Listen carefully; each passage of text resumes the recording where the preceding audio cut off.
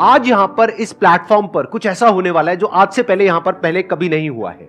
एक stand up comedian है जो अभी बैक स्टेज है। उनको आपने बहुत सारे टेलीविजन शोज में देखा होगा। यूट्यूब पर उनकी काफी सारी वीडियोस वायरल हो गई हैं। उनको बहुत ज्यादा टाइम नहीं हुआ है, लेकिन बहुत कम टाइम में बहुत बड़ी सक्सेस उन्होंने अचीव करी है। Let's give an energetic and warm welcome to the one and only Haseeb Khan.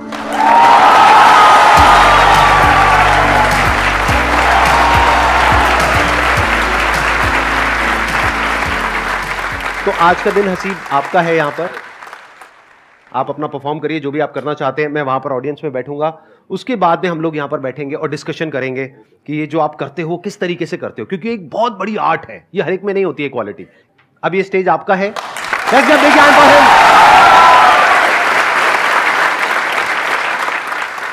तो देखो, तुम लोग काफी टाइम निकाल के और संदीप सर काफी टाइम निकाल के आए, लेकिन मैं लाइफ में बहुत ज्यादा वेला आदमी रहा हूं। हाँ, मतलब मैं इतना वेला हूं, ऐसा कोई कपल अकेले में रोमांस कर रहा होता ना, उसमें लड़की कहती छोड़ो कोई आ रहा, शायद वो कोई मैं हूं।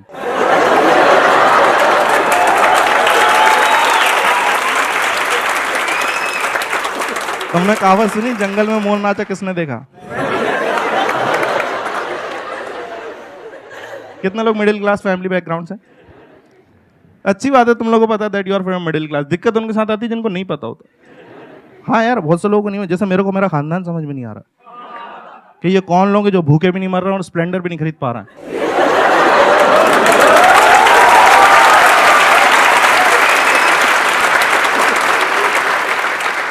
मैंने लोगों के घर में अच्छी अच्छी बातें होती देखी यार। किसी के घर में पॉलिटिक्स पे बात कर रही, क्रिकेट पे बात। मेरे घर पे इतनी वाहियात बातें चल रही। घर में सब बड़े मिलके एक ही बात कर रहे हैं यार, वो पहले ग्लूकोज वाले बिस्कुट में 16 आते थे, आजकल 12 ही आ रहा है।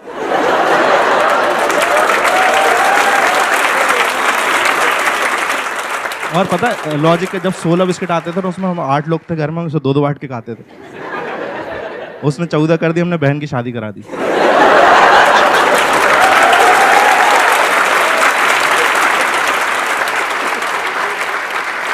तो उसने 12 करे, हमने भाई को दुबई भेजा काम करने। एक दिन अफवाह गई कि 10 होने वाले, फिर दादी की दवाइयां छुपाई।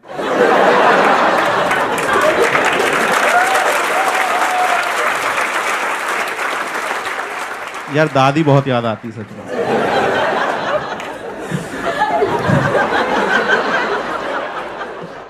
अच्छा देखो, तुम्हारी फैमिली जिस तरह की होती है ना, मैंने देखा रिश्तेदार भी उसी तरीके के होते हैं। हाँ, वो उनके कैरेक्टर। मेरा एक रिश्तेदार ऐसा, वो कभी फोन नहीं करेगा। उसका फोन तभी आता है जब उसे किसी की मौत की खबर देनी होती है। उसको इसी चीज में मजा आ रहा है यार। उससे पहले कोई खबर दे जाओ उसे बुरा लग जाता। और इतनी जानकारी इकट्ठी करके फोन कर रहा है, सामने वाला रो रहा है, कह दो कि झूठे कराए नहीं, लाश सामने पड़ी। इसकी कोई टाइम ही नहीं यार। दिन रात को 3 बजे कॉल कर दिया, उठाने से मैं डर गया, मैंने अपने घर के गिने। मेरा भाई नहीं था, मैं चिल्लाने लगा यार। वो बाथरूम से बिना धोए भाग के आया।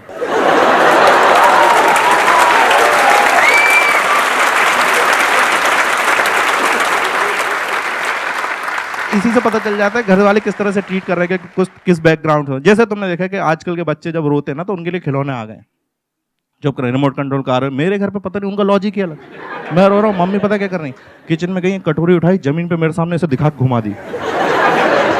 और मैं गधा हर बार चुप हो रहा हूँ देख के। मेरे भाई को बैडमिंटन खेलने का शौक था यार, उसे इन्होंने कुकर के ढक्कन से खिलवाया और सिर्फ 7 बजे तक खेलने देते थे उसे। कहते थे आगे दाल चढ़ेगी। अच्छा, कितने लोग यहाँ पे सिंगल हैं? हाँ देखो, मेरे को तुम्हारा कुछ करना नहीं है, बस मुझे देख के अच्छा लगता है।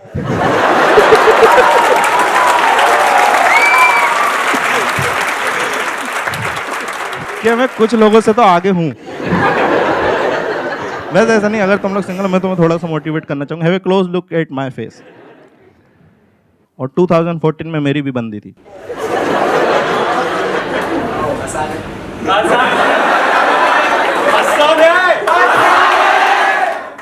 सर ने आसान है बोला, बन गई।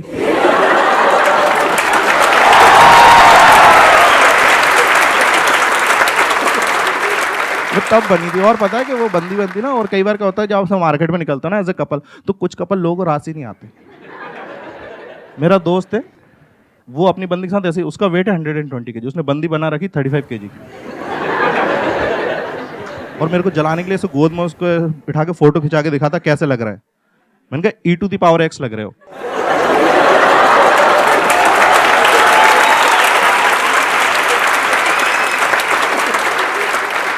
ये अलग लेवल होता है प्यार का। कहीं पे भी प्यार जाग जा रहा भाई। ताजमहल देखने गए आगरा, ताजमहल देख रहा, अंदर का शाहजहां निकल के बाहर आया, कल मुमताज को फोन लगा। फिर उस 19 साल के शाहजहां ने 17 साल की मुमताज को फोन लगाया और वो उठा ही नहीं रही। मुमताज सो रही है, उसे थोड़ी मालूम। 8 बार मैंने 11वीं बार में उठाया, मैंने बोला डेस्परेटली, मैंने कहा सुनो बहुत याद आ रही है, मुझे फ़ोन पे किस चाहिए। छोटी सी डिमांड है, तो उसने मेरे को 2 किस दिए और मैं बहुत खुश हुआ। पर 10 मिनट मेरा तब दिमाग खराब होगा जब एक मैसेज आया, उसमें लिखा था बोलो क्या कह रहे थे। उस दिन मेरे को 2 बातें पता चली। पहली ये कि इसकी मम्मी की और इसकी आवाज़ सेम है।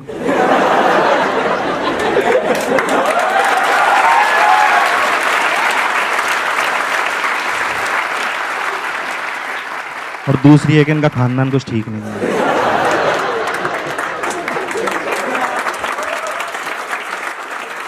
अच्छा, तुम जितना भी सिंगल लोग हो ना, तुम देखना कभी ऐसा तुम्हारी लाइफ में फीमेल इंटरेक्शन कम होता है ना, तुम्हारे दोस्त हेल्प करने के लिए आते हैं।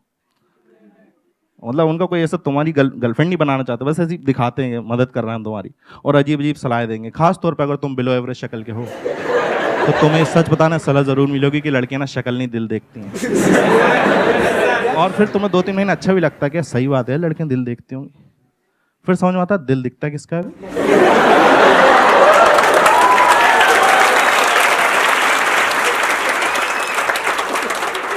यार heart is an organ which is inside your body. It's not like कि तुम कहीं खड़े हो, 2-3 लड़कियां आ रही, तुमको गधा समझ रही हैं, ये सब देख के तुम्हारे हार्ट को बुरा लगेगा और बाहर आ जाएगा, hi chicks look at me, I am a very nice heart. नहीं होता भाई ऐसा। और हार्ट इतनी अच्छी चीज है, उसे अंदर क्यों रखा हुआ है? कहते हैं 80% लोगों का दिल अच्छा होता है, उसे बाहर निकालो ना यार। इन्हीं 80% लोगों की शक्ल खराब, अंदर डालो उसे।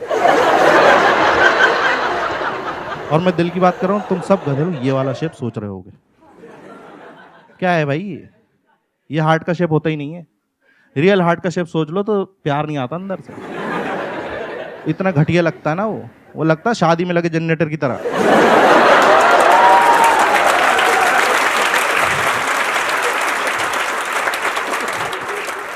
और देखो उसके बाद ना एक सलाह और मिलती है तुमको खास तौर पे कि एक काम करो, डेटिंग ऐप ज्वाइन कर लो।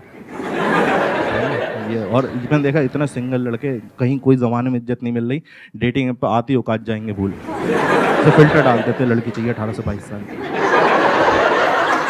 फिर तो कोई मैच नहीं आता ना, धीरे धीरे औकात पे वापस आते हैं। एक काम करो 25 की भी देखो। फिर जब भी कोई बंदा हैवानियत पर जाता है कहता 40 की भी देखो।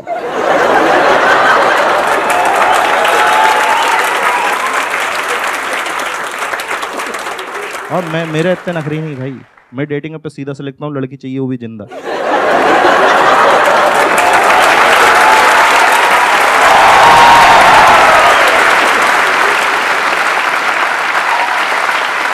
बहुत बढ़िया। अब यहाँ पर हम सोफाज वगैरह लगा देते हैं। माइक आप दे दीजिए प्लीज, हैव अ सीट, बैठिए। तो अब मैं आप लोगों को बताता हूं कि आज के इस सेशन में अब हम क्या करने वाले हैं। अभी आपने इनको लाइव परफॉर्म करते हुए देखा, कितने लोगों को मजा आया?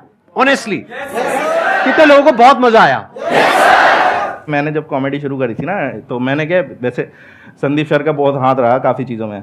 जैसे इनके वीडियो देख के एक बार मैंने बी छोड़ दी। एक मिनट, क्या छोड़ दी? इंजीनियरिंग को बी बोलते हैं हम लोग। अच्छा बी, ओके। मेरे को लगा कह रहा हूं बीड़ी छोड़ दी। हाँ, तो मैंने क्या इंजीनियरिंग छोड़ दी और मैंने वो कोट्स पढ़ लिए थे कि आप सक्सेसफुल हो जाते हो ड्रॉप आउट हो तो मेरे दोस्तों ने बताया फर्स्ट ईयर में नहीं छोड़ते।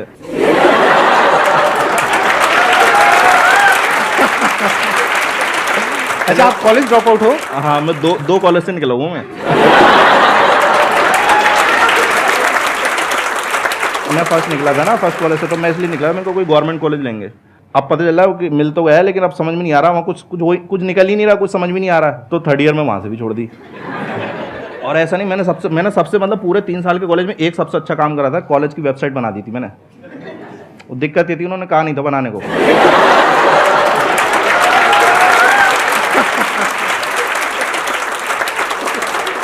वो बदतमीजी को कराए करे, ये क्या तरीका है? डायरेक्टर की फोटो की जगह तुम्हारी फोटो क्यों है?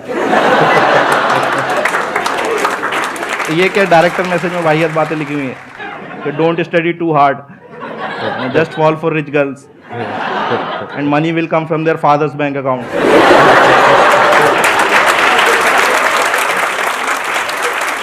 लेकिन संदीप सर का वीडियो देखा था और उसके बाद क्या हुआ कि मैं इनका एक वीडियो आया था सर का, जनवरी में आया था 2018 में, और उस टाइम पे अपन फालतू घूम रहे थे कि भाई कुछ करने ही नहीं, समझ में नहीं आ रहा। तो सर ने उसमें ये बात कही थी कि आप ना उसे उलझे हुए रहते हो लाइफ में, तो आप ऐसे 5-6 दिन का ब्रेक लो और कहीं पे वो पहाड़ों पे चले जाओ या कहीं टेरेस पे चले जाओ या कहीं पे ऐसा सोचो तो कि, और वहाँ से क्या होता है, फिर उन्होंने कहा था कि आप देखते हो ना तो बाकी की दुनिया बहुत छोटी लगती है, आपकी प्रॉब्लम फिर ऐसा लगता है इतनी बड़ी भी नहीं है प्रॉब्लम मेरी। तो मैंने वही करा, हमारे इधर वो पहाड़ में चला जाता था। अब मैं सोच रहा हूँ मेरे को करना क्या है। अब वहाँ पे क्या वो जगह सही नहीं थी थोड़ी, वहाँ कपल्स आते थे, उनके ये अकेले को बैठा हुआ है।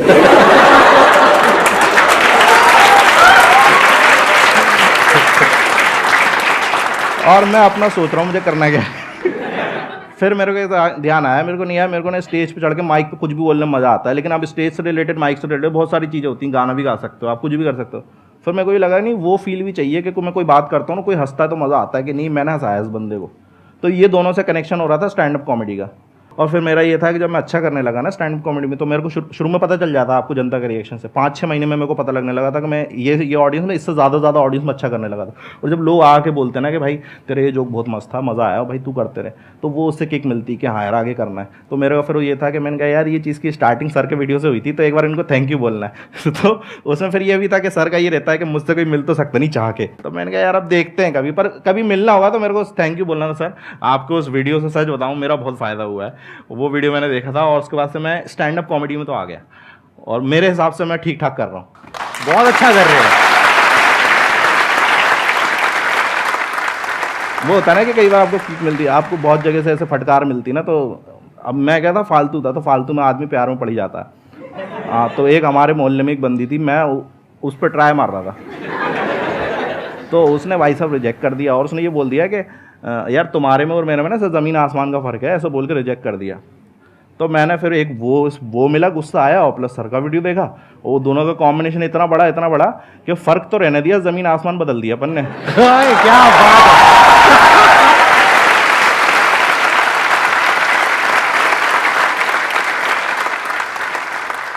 सर मेरा क्वेश्चन ये है कि स्टेप्स क्या हैं स्टैंड अप कॉमेडियन बनने के? ये आपने ना अपना ही कंपटीशन बढ़ा लिया है। हाँ, अब ये सारे स्टैंड अप कॉमेडियन बनने वाले हैं यहाँ पे। जितने मार्केट में खराब स्टैंड अप कॉमेडियन आएंगे ना, उतनी हमारी वैल्यू बढ़ती है।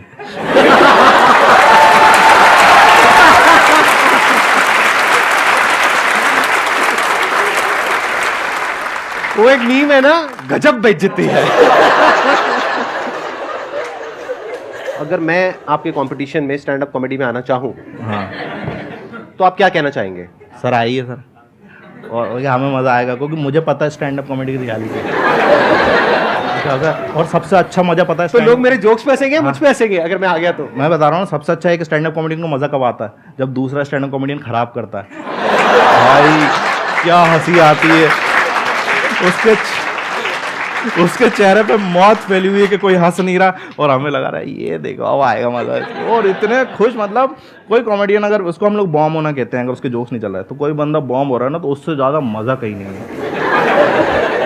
देखो सबसे पहले तो ये है कि आपने स्टैंड अप कॉमेडी करनी है, तो सबसे पहले तो अपना काम धंधा नहीं छोड़ना है आपको, कि ये नहीं कि मैंने आज ही छोड़ना जो कर रहा हूँ मैं। ये था कि मैं जब कॉमेडी करता था ना, तो कॉमेडी से एकदम से पैसा नहीं आता। अगर आप फॉर एग्जांपल उसके हिसाब सोच रहे हो उसको करियर बनाने के, उससे तो उससे एकदम से पैसा नहीं आता। और स्टैंड अप कॉमेडी में पैसा लगता बहुत है शुरू में, कि भाई आपको ट्रैवल करना, जैसे आपको फॉर एग्जांपल ओपन माइक करना है, आपने 5 मिनट लिखे, अब आपको ट्राई करने जाना है कहीं पे कि भाई मेरे को पता तो चले ये मुझे ही फनी लग रहा है, इन सबको भी फनी लग रहा है, पता चला तुम्हें फनी लग रहा है, स्टेज पे गए और वहाँ पे कोई हंसी नहीं रहा। अब आप वहाँ जाओगे, भाई आपका ट्रैवल का भी लगेगा, ठीक है, तो एक ओपन माइक तो करना नहीं है। और मैं बता रहा हूँ, मैंने 150-200 करे, यहाँ पे लोग 500-500 कर लेते हैं एक साल में, इतना है दिल्ली में, और करने ही पड़ते हैं, मतलब उसके अलावा कोई ऑप्शन ही नहीं है। तो मैंने 4 साल में फॉर एग्जांपल ये मान के चलो, अपने स्टैंड अप कॉमेडी में जब तक मैंने अपना वीडियो रिलीज़ नहीं करा था, मैंने 3.5 से 4 लाख रुपए खुद से लगा दिए थे उस शॉप से कमा के। हाँ, ये बात अलग है जब वो वीडियो आया था इतना चला कि वो उसने 1 महीने में कवर अप कर दिया उसका, लेकिन आपको शुरू में लगाने पड़ेंगे। तो कभी भी उसमें मत जाना कि यार बहुत मज़ेदार आर्ट फॉर्म होती है, तो पहले तो कुछ ऐसा काम करते रहना। प्लस बस ये है कि आपको जब लोग आके बताने लगे कि आप अच्छा करते हो, तो आपको खुद ही मज़ा आने लगता है, और आपको नहीं बताने लगे तो भी समझ में आ जाता है कि आप तो नहीं करनी है। तो कहीं कहीं पे कुछ चीज़ों को छोड़ना भी पड़ता है। कुछ कुछ मैंने स्टैंड अप कॉमेडी से देखे 4-4, 5-5, 6-6 साल से कर रहे हैं, उनको जोक तो आज भी हंसी नहीं आ रही, लेकिन वो जस्ट बिकॉज कि नहीं मोटिवेटेड रहना, अपना करियर बिगाड़ लेना। अरे कहीं कहीं समझ भी जाओ, थोड़ा रहम भी तो करो ऑडियंस पे।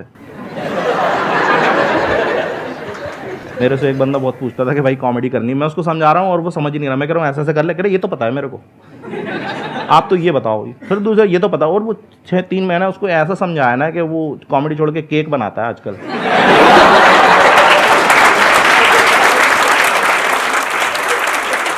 लेकिन अब ये देखो कि उसका फायदा, वो केक बहुत अच्छा बनाता है। ये जो आर्ट है ना, ये एक पूरा का पूरा इसका एक प्रोसेस होता है, वो दिखता नहीं है आप लोगों को। आप लोगों को लगता है कि मतलब स्टैंड अप कॉमेडी मतलब जैसे हम ग्रुप में बैठे हैं और हंसा रहे हैं, वो एक अलग चीज है, और यहाँ पे स्टेज पे आकर के परफॉर्म करना वो एक अलग चीज है। उसमें पूरा एक बिल्डअप होता है कि पहले क्यूरोसिटी क्रिएट करनी होती है, फिर एकदम से वो लैंड करता है जो अनएक्सपेक्टेड होता है, तब हंसी आती है। हाँ, तो इसको आप सीख भी सकते हो, जो वर्ल्ड के बेस्ट स्टैंड अप कॉमेडियंस हैं उन लोगों से, उनकी बुक्स मिलेंगी आपको। मैंने तो पढ़ी थी एक बुक, जैसे नाम ले सकते हैं बुक का क्या? हाँ हाँ प्लीज प्लीज। हाँ, एक कॉमेडी बाइबल करके जूडी कार्टर की, तो वो बुक पढ़ी थी मैंने, शुरू में ही ले ली थी। मेरे को ये था कि मैं वो था ना, मैं भोपाल से हूँ, तो मैं खराब कर रहा हूँ, तो मुझे जिनसे पूछ रहा हूँ मुझसे भी खराब कर रहे हैं। तो मैंने कहा बुक ही खरीद लो, क्योंकि अब दिल्ली में तो बड़े बड़े कॉमेडी साथ में मिल जाएंगे आपको। लाइक वो जो बंदा 10 साल से कर रहा है वो भी बगल में बैठा है, सेम लाइनअप में आपके, वो परफॉर्म करने वाला फिर आप करने वाला। वहाँ ऐसा था ही नहीं, तो मैंने बुक खरीदी। तो मेरे जो शुरू के सवाल थे ना, बहुत होते हैं स्टैंड अप कॉमेडी, उनको लगता है यार फट से मिल जाए चीज़, क्योंकि है इतनी वो अट्रैक्टिंग इतनी है कि भाई फट से मिल जाए, तो उनके सवाल इतने होते हैं। तो मैंने जब वो बुक पढ़ी ना, मेरे बहुत से मन के सवाल तो वहीं सॉल्व हो गए थे। और एक टाइम के बाद बुक छोड़नी भी पड़ती है कि नहीं, बुक जैसे संदीप सर बोलते हैं ना, मेरे वीडियो देखो और एक टाइम के बाद छोड़ भी दो। तो सेम चीज़ बुक के साथ भी, ये नहीं आप बुक में लग गए तो फिर आपने सीखने के बाद आप वो एडिक्ट ही हो गया, पता चला वो जूडी कार्टर ही बन गए पूरे के पूरे। राइट। तो वो नहीं करना, अपना भी तो लाना है। तो एक टाइम के बाद मैंने वो बुक पढ़ना भी छोड़ दी। मैंने फिर वो जो जिसको बताया था मैंने केक बनाना सिखाया था, उसको बेच दी वो। ये ऑन द स्पॉट बनाया ना आपने जोक? हाँ नहीं, ये रियलिटी भी है। अरे कहाँ। नहीं यार, वो क्या होता है कि आप करते रहो ना, तो ऑन द स्पॉट बहुत सी चीज़ें बन जाती हैं, तो मज़ा भी आता है कई बार करते करते। ऑन द स्पॉट में एक अलग फ्लेवर आता है, लेकिन वो यही है कि वो करते करते आ जाएगा आपको। तो मैंने वो बुक पढ़ी और उसके बाद छोड़ दी, और उसके बाद फिर मैंने अपना उसमें डाला कि भाई मेरा यूनिकनेस क्या है। तो फिर वो चीज़ आया, फिर अब मैंने वो बुक दोबारा खरीदी जब मेरे को लग रहा है कि कुछ और टेक्निकलिटीज़ हैं। आप किसी भी बुक को दोबारा पढ़ो, पहले से ज़्यादा समझ में आता है। तो आपको उस क्वेश्चन का आंसर तो मिल ही गया होगा जो आपने पूछा था, जो नहीं पूछा था उसका भी मिल गया होगा। ये इनकी खास बात है। मेरी यार थोड़ी दिक्कत यही है कि मैं बहुत बोलने लगता हूँ। तो अरे बहुत अच्छा बोल रहे हो आप। हाँ। Sir, I want to ask what is good sense of humor? देखो, सबसे पहले तो यही चीज़ है कि भाई अपनी रियलिटी कभी मत छुपाओ। बहुत से लोग मैंने देखा है कि भाई वो गरीब हैं, लेकिन वो सोचेंगे कि यार कूल बनना है तो एयरपोर्ट पे जोक्स लिखते हैं। कभी नहीं गए फ्लाइट में, उस पर जोक लिख रहे हैं। भाई रियलिटी बताओ ना यार आप। मैं एयरपोर्ट नहीं जाता था, मैं तो कराने की शॉप पे जाता था, तो मैं वहीं से जोक लिखूंगा ना यार। मेरा सेंस ऑफ ह्यूमर तो रियलिटी से आएगा ना। जब तक आपके साथ वो चीज़ हुई नहीं, आप जैसे फॉर एग्जांपल मैं अगर बात कर रहा हूँ कि मेरी गर्लफ्रेंड के बारे में मैं 1.5 घंटे जोक करता हूँ, अब मेरी गर्लफ्रेंड ही नहीं होती तो मैं ऐसे ही बोलता जाता क्या? तो उसके लिए गर्लफ्रेंड होना भी तो जरूरी है भाई। तो इसका मतलब थी आपकी एक्चुअल में?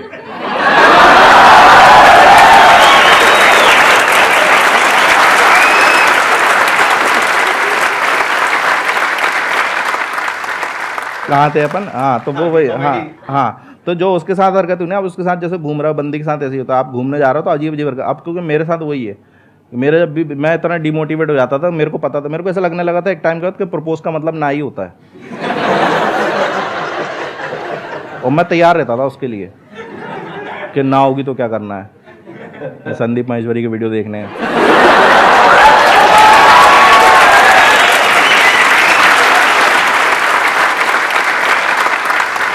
तो जब वो चीज़ें हुई ना, वो सारी मैंने शो में डाल दी कि बिल्कुल रियलिटी। अब वो भी देख के ऐसे गुस्सा कर रही होती है। मेरे साथ यही है, मेरे साथ कोई भी चीट वीट करता ना, मैं उस पर जोक लिख देता हूँ। वो भाई साहब मुझे बस ही देना, मुझे पता है उनके माइंड में जोक्स आ रहे होंगे। मेरी 6 महीने के लिए अपने एक अगले शो में। अरे सर, आप पे भी है, मैं बता रहा हूँ। संदीप सर तो बहुत मोटिवेट कर देते हैं। एक बार उनका कोई सेशन आता है, इसमें कहता है कि भगवान कहीं और नहीं, आप ही हो, आपके अंदर ही भगवान है। मैंने कहा सही है यार, ये तो मैं बैठा हुआ है। मैंने कहा सही है यार, मतलब वीडियो देख के एकदम बैठा हुआ खोया हुआ। मैंने कहा भगवान है यार अपन तो।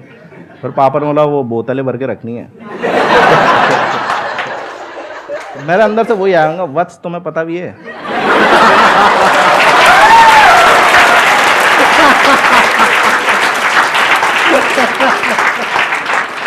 कि तुम किससे बातें कर रहे हो। उस दिन मुझे पता चला जो बड़ा वाला लठ होता है ना, वो एड़ी पे बहुत जोर का लगता है।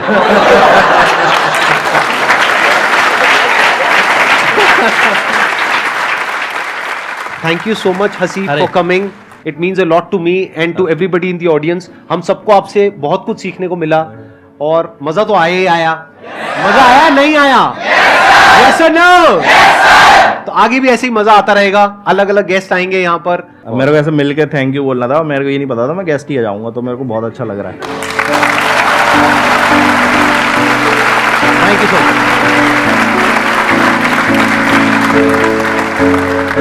मच।